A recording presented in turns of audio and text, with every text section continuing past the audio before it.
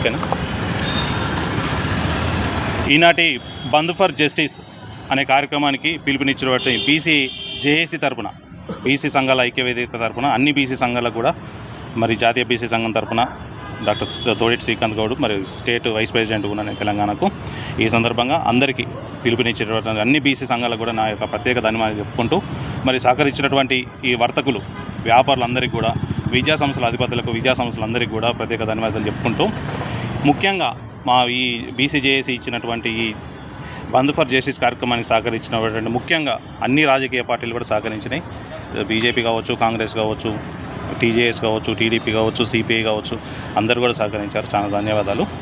ముఖ్యంగా 42% రిజర్వేషన్ అనేది జరగడానికి హైకోర్టు పరంగా, మనకు న్యాయస్థానాల పరంగా కొంత ఇబ్బంది తలెత్తా ఉన్నది, సుప్రీంకోర్టు పరంగా ఇబ్బంది తలెత్తుతున్నది. దీనికి కారణం సుప్రీంకోర్టు మనకు రాజ్యాంగంలో ఉన్నటువంటి నిబంధననే. తప్పకుండా మరి ఇప్పుడు గల్లీ నుంచి ఢిల్లీ దాకా పోయింది ఈ అంశం.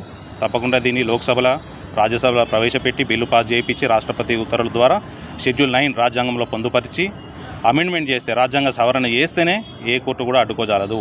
అంతవరకు కూడా ఎన్ని పోరాటాలు చేసినా కూడా తప్పదు. సో మా పోరాటం ఇక నుంచి గల్లీ నుంచి ఢిల్లీ దాకా పోతూ ఉన్నది. ఢిల్లీలో అవసరమైతే పార్లమెంట్ సమావేశాలని ముట్టడిస్తాం. బీజేపీని కూడా వారిని రిక్వెస్ట్ చేస్తున్నాం. ఇక్కడ కాంగ్రెస్ చేయాల్సింది రాష్ట్ర సభలో వాళ్ళు చేశారు, ఇక్కడ వాళ్ళు చేయాల్సిన అసెంబ్లీ తీర్మానం చేసి పంపారు. 42% రిజర్వ్గా వాళ్ళు సానుకూలంగా ఉన్నట్టు అనిపిస్తుంది. దయచేసి బీసీ వాళ్ళకు, మన బీజేపీ వాళ్ళకు కూడా మేము విన్నవించుకుంటున్నాం ఈ మీడియా ద్వారా. తప్పకుండా మీరు ఢిల్లీ స్థాయిలో లోక్సభ, రాజ్యసభ ద్వారా మీరు తప్పకుండా చేయాల్సిన అంశం ఇప్పుడు మీ పరిధిలోనే ఉన్నది. ఎందుకంటే గతంలో ఈడబ్ల్యూఎస్ కూడా మీరు 10% నాడు బ్రహ్మాండంగా సాధించేసారు. మేము కూడా హర్షించినాం. 10% బ్రహ్మాండంగా ఏ లీగల్గా ఏ సమస్య లేకుండా అది సాధించబడ్డది. అలానే మా 42% రిజర్వేషన్ కూడా మీరు తగిన విధంగా ఒక సానుకూల పద్ధతితోని లోక్సభలో, రాజ్యసభలో మీకు బలం ఉంది కాబట్టి అవసరమైతే ఇండియా కూటమి కూడా సహకరిస్తుంది. మేము కూడా ఇండియా కూటమిని రిక్వెస్ట్ చేస్తాం. వాళ్ళు కూడా కాంగ్రెస్ ఆధీనంలో ఉన్నారు కాబట్టి ఇండియా కూటమి వాళ్ళు కూడా సహకరిస్తారు. అందరూ కలిసి మా బీసీలు మాత్రం పొట్టగొట్టకుండా 40% మీరు తప్పకుండా సాధించి తీర్థం. అగ్రవర్ణం వేస్తున్న మేము కూడా కోరుతా ఉన్నాం. అయ్యా మా 42% నోటికాడ కూడా లాక్కోకండి, మేము వివిధ విధాలుగా సహకరిస్తాం. తప్పకుండా రేపు పొద్దున మా గల్లీకి రావాల్సిందే, మీరు మీ ఓటు అడగాల్సిందే, మీ సీట్ అడగాల్సిందే మమ్మల్ని. తప్పకుండా మేము కూడా మీకు సహకరిస్తాం భవిష్యత్తులో. కానీ మమ్మల్ని అడ్డుకుంటే మాత్రం మా గడప దొక్కనీయం, ఓటు సీటు కాదు కదా మీకు ఏమీయం, ఇంట్లో కూడా రానియమని తెలియపరుస్తున్నాం, హెచ్చరిస్తూ ఉన్నాం.